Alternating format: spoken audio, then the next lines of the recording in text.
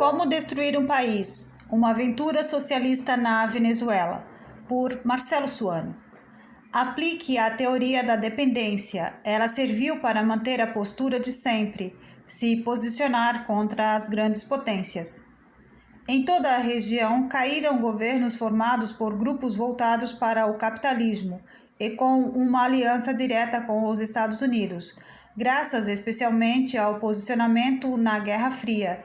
E também, claro, não se pode ignorar, graças ao envolvimento de alguns fortes grupos econômicos regionais com os grupos econômicos norte-americanos.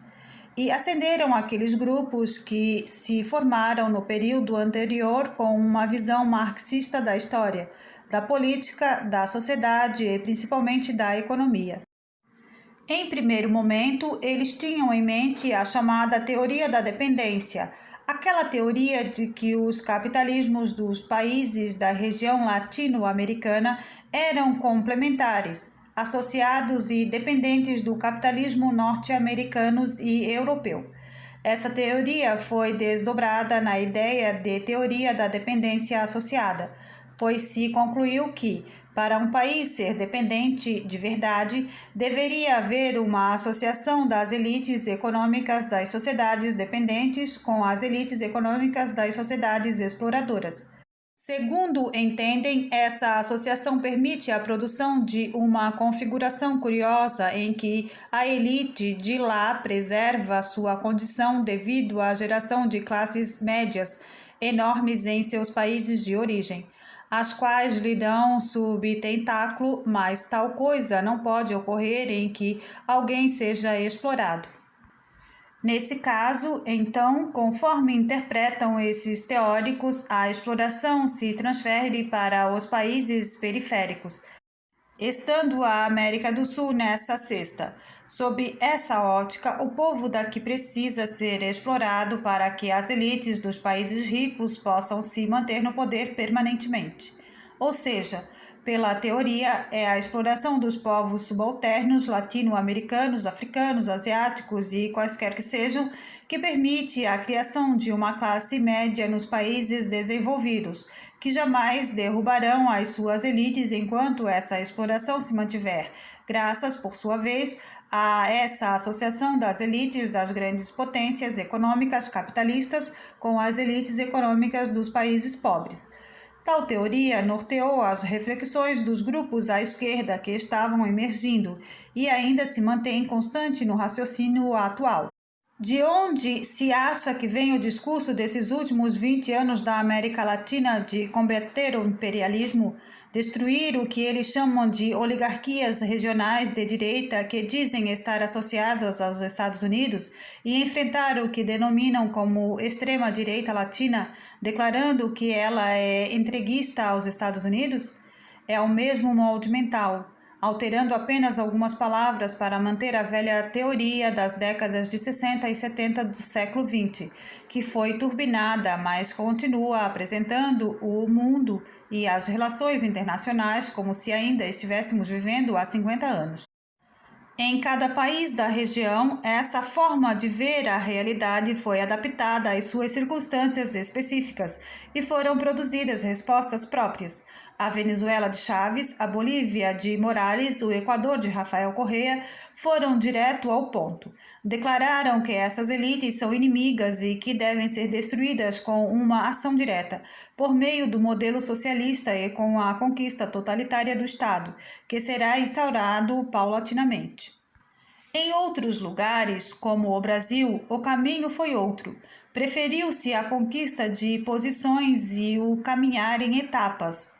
Gramscianamente falando, certamente pelo fato da nossa economia ser mais diversificada, sabendo-se que, para ser dirigente de algo nesses países, você deve antes de ter o domínio da cabeça daquele que está dirigindo. Os objetivos, contudo, são os mesmos, as estratégias é que são diferentes. É muito curioso que, dentro da própria teoria da dependência associada, o então professor de sociologia Fernando Henrique Cardoso, considerado por alguns como um dos maiores intelectuais da história brasileira, ao estudar o sistema político regional, em especial o do Brasil, deu-se conta de algo que ele chamou de anéis burocráticos.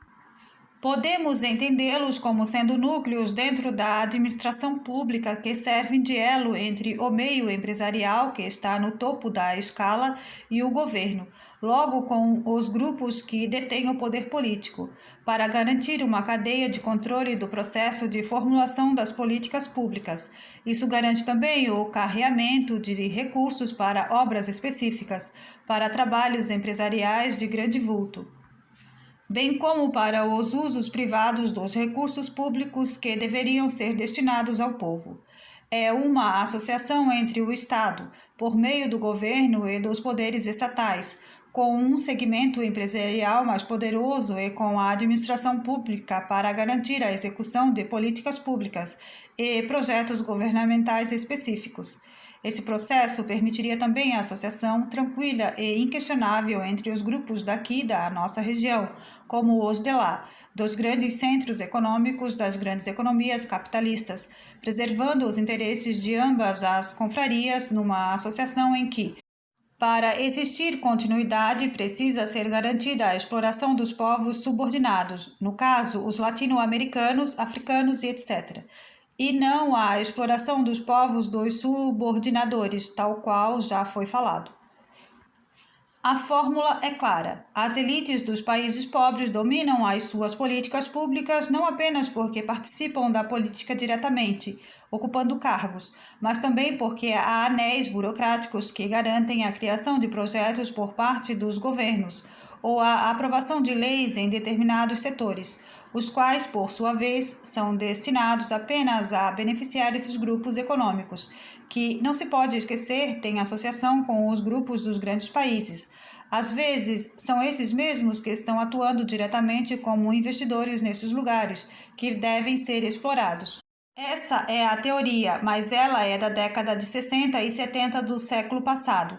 No entanto, manteve-se e ainda é usada pela esquerda regional, em especial pelo bolivarianismo, apesar de toda a mudança que ocorreu nas relações internacionais e na economia internacional graças à globalização da cadeia produtiva.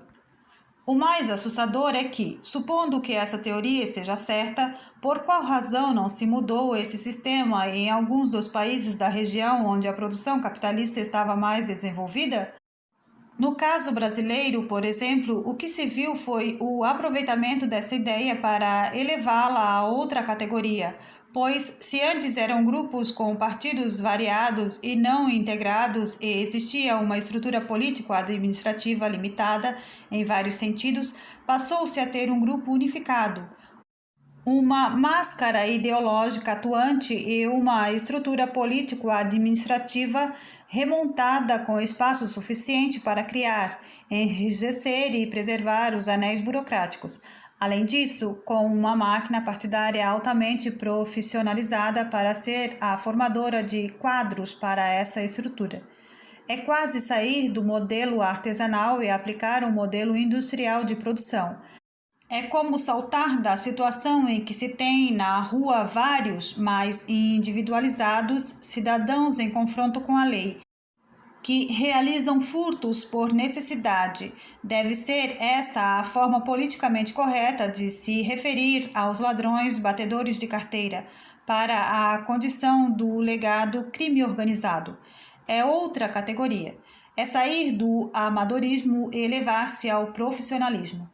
A novidade é que, para manter o orgulho e mostrar que continuaram sendo marxistas, logo anti-empresários privados e ainda adeptos das teorias da dependência, continuaram a usar essa teoria. Mas, depois da ascensão ao poder, ela serviu apenas para mostrar como agir na realidade, que era descrita e como preservá-la de alguma forma. Isso foi feito a um ponto tal que, em alguns lugares, produziram-se desculpas travestidas de procedimentos táticos, como dizer que deveriam auxiliar na aceleração do processo de monopólio dos grandes empresários. Por isso, aumentaria a exploração, aumentaria o exército de reserva de trabalhadores, capazes de serem convertidos em revolucionários, e, no caso de terem espaço para uma ação revolucionária, tornaria mais fácil derrubar de uma tacada só poucos grandes burgueses, em vez de uma grande massa de milhares ou milhões de micro, pequenos e médios empresários dotados de mentalidade liberal. Esse tipo de coisa se ouvia com maior ou menor clareza desde as salas de aula até em reuniões de botecos. Essa foi uma desculpa para justificar terem apoiado a substituição do grande burguês internacional dos países capitalistas desenvolvidos pelos grandes burgueses nacionais, que precisariam ser criados ou ser comprados no caso dos que já existiam, que antes trabalhavam com outros amigos, mas podiam ser úteis agora, bastando adquirir suas almas, a altos preços, claro.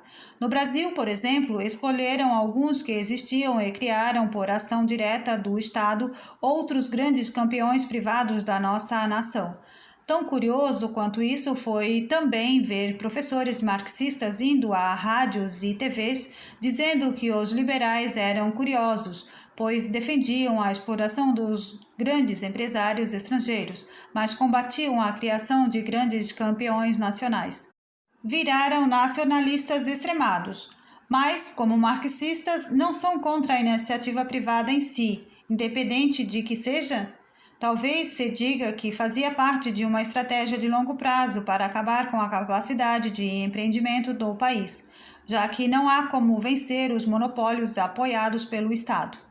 O mais interessante foi ter visto o uso dessa desculpa por grupos políticos formados por pessoas que ascenderam na escala social, mas acabaram vendo e sentindo os sabores da riqueza, tornando-se mais exploradores do que aqueles que antes eles acusavam.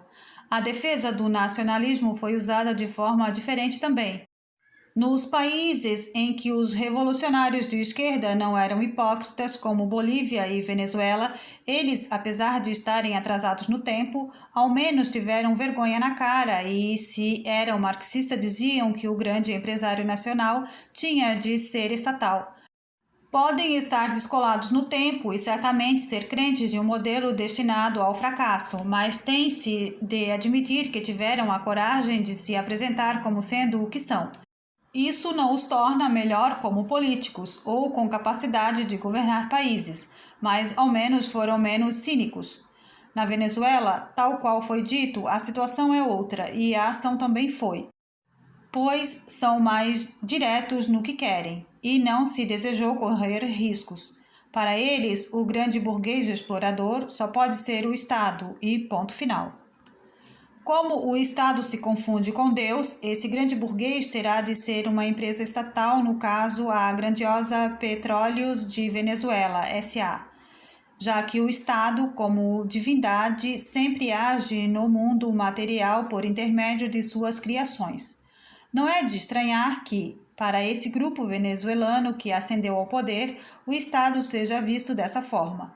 E há até como provar que veem assim, pois, segundo consta, muitas vezes, para iluminar ou para fazer revelações aos seus líderes, o Estado envia anjos, santos ou o próprio Messias, o seu filho dileto e a encarnação dele, agora falecido na forma de passarinho, para conversar com o presidente da República. Pelo menos foi o que Nicolás Maduro disse quando declarou que o Messias Chaves tinha aparecido como um pássaro para lhe dar orientação. E se você gostou desse vídeo, deixe seu like, deixe um comentário, se inscreva no canal, compartilhe com seus amigos. Ative também o sininho das notificações.